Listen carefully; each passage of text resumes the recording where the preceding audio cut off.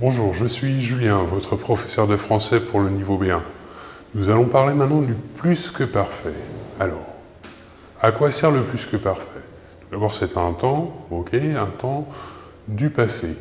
Alors, on l'utilise pour exprimer une action antérieure à une autre action qui se passe toutes les deux dans le passé, ok? Donc, pour exprimer une action antérieure dans le passé. Un exemple. Quand je suis arrivé, les cours avaient déjà commencé. Donc, dans la première partie de la phrase, on utilise un passé composé, et dans la deuxième partie de la phrase, on utilise un plus que parfait. La deuxième partie de la phrase est, dans ce cas, antérieure à la première partie de la phrase. Le plus que parfait peut aussi être utilisé pour exprimer une hypothèse.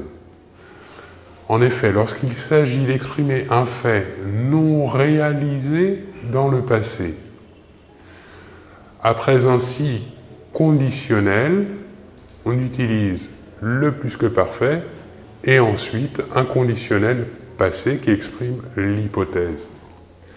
Un exemple. Si tu m'avais prévenu à temps, j'aurais pu sortir avec vous ce soir. Ok, donc ici, on a le si de l'hypothèse, ou le si conditionnel. On utilise dans cette première partie de phrase le plus que parfait, tu m'avais prévenu, et on exprime l'hypothèse avec le conditionnel passé dans la deuxième partie de la phrase. J'aurais pu sortir avec vous ce soir. Comment se structure le plus que parfait? Comment se construit-il? Alors, on voit que c'est un temps composé, donc on utilisera ou l'auxiliaire être ou l'auxiliaire avoir, que l'on conjuguera à l'imparfait, et le verbe principal, quant à lui, sera sous la forme du participe passé.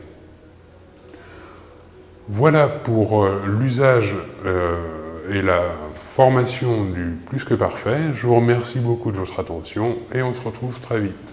Merci et à bientôt.